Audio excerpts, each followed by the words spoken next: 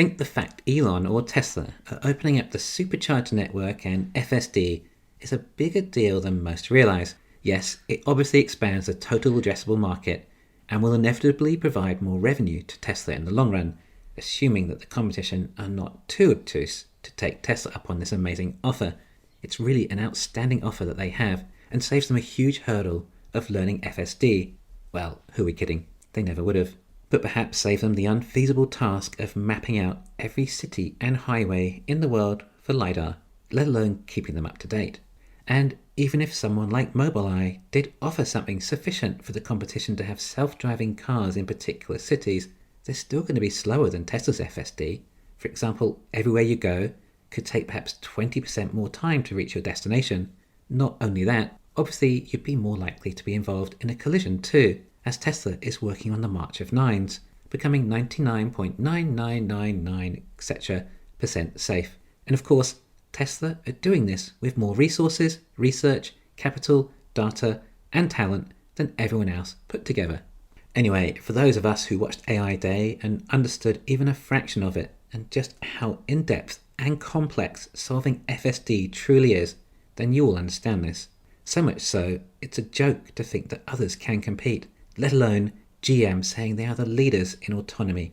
Anyway, we know Mary Barra is a total liar, and I will eventually bet against GM to hedge any potential negative macro events, most likely oil prices or China at this stage. Just need to time it right.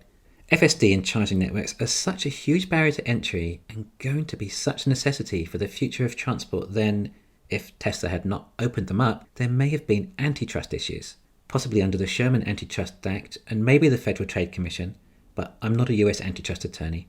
I am also in full support of business and industries remaining as competitive as possible, as that ends up being what is best for the consumer, which is what Tesla are doing, making EVs as competitive as possible, removing these huge barriers to entry, including patents. Tesla is going to keep making as many electric vehicles as possible and will continue to sell every one they make. But there are 1 billion cars to replace in the world.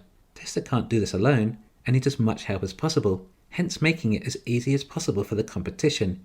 Yet, despite this, they can't come close. Still, no one has achieved volume production by Elon's definition, and certainly not at a profit, and Elon continues to say just how hard that is, although it is his fault.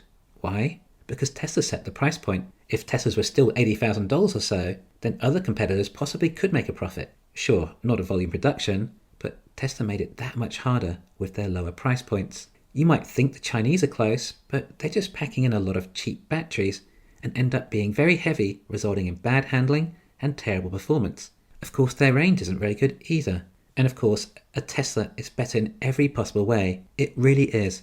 And that's without even getting into the likes of FSD.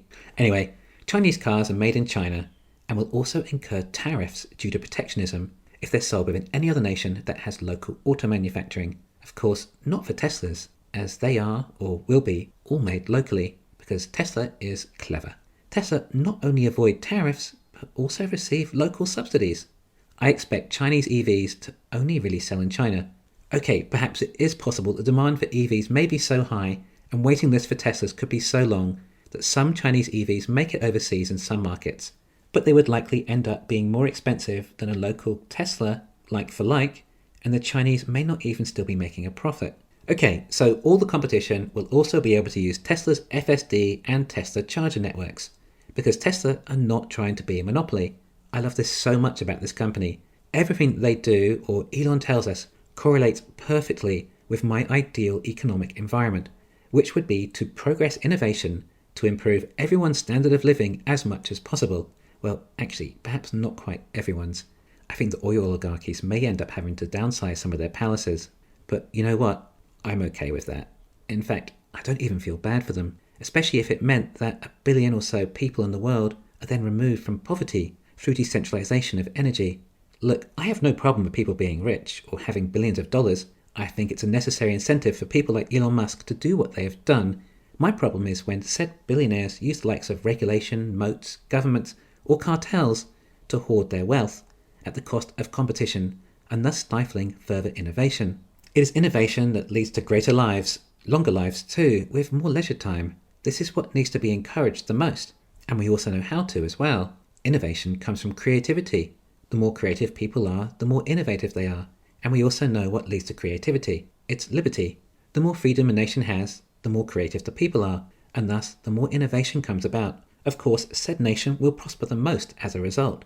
But it's not that easy, as we have governments too. Innovation also results in creative destruction, which can mean massive job losses. Too many people unemployed, then people may revolt. In fact, this is the whole free market theory debate that goes back to the Bretton Woods Agreement even, with arguably the greatest social scientist of the 20th century, Friedrich Hayek, versus the now very discredited theories of John Maynard Keynes.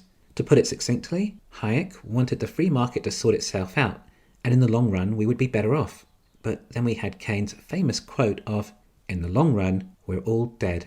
So although our standard of living would be considerably better as a result, there would first be a hangover to go through, with a lot of jobs lost. But sometimes not even the governments can stop this, as we are witnessing now with Tesla.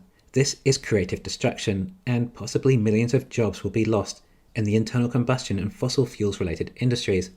Government are doing what they can to stop this, and sure, with their own vested interests too, hence the anti-Tesla EV bill, which will end up blowing up in their faces anyway. But I believe many jobs will be lost, but many will also be created in different industries. And the main thing is, when we come out of it on the other side, we'll have this amazing innovation. We'll have renewable energy and clean electric autonomous transportation, a higher standard of living, with a lower cost of everything due to lower energy and transportation costs. The government is trying to hold this back. Their solution is hybrids, hence why we see this on the EV bill, with incentives higher than Tesla will receive as a fully electric American-made and owned car company. The government are willing to incentivize products that are literally poisoning and killing its citizens in order to keep GM and Ford going. This is absolutely what is happening. There is no rebuttal. Internal combustion engines are poisonous, and all the brake dust that comes from them also create chronic illness, such as respiratory diseases. Teslas use regenerative braking. The government are saving jobs at the cost of lives.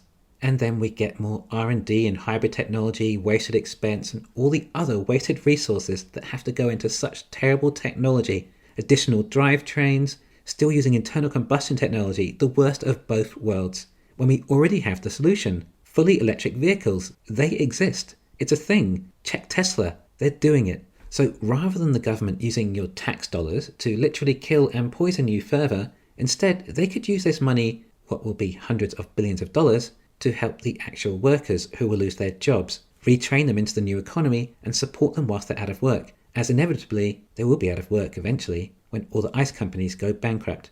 And it's becoming more obvious to me that the extent of GM's lies, that this is a reality to face, and probably a lot sooner than we think, particularly if Elon truly is sandbagging us big time on Texas and Berlin. So much wasted expense and resources with this bill that simply kicks the can up the road for a few more years. However, at the end of the day, consumers and citizens always have control, except most do not realise, and a lot of people actually trust and believe their governments. These people generally have not studied history, but consumers get to decide if they want to buy electric or hybrid, and people like us can also help persuade them too. Everyone I know who is buying a new car, I will always suggest a Tesla. And as they say, Teslas sell Teslas. This will be exponential. The more people see Teslas and experience them, the more consumers will opt for them. And they may be willing to wait a year or two on a waiting list, as there really is no other alternative of transport that comes close to a Tesla. Thanks for listening.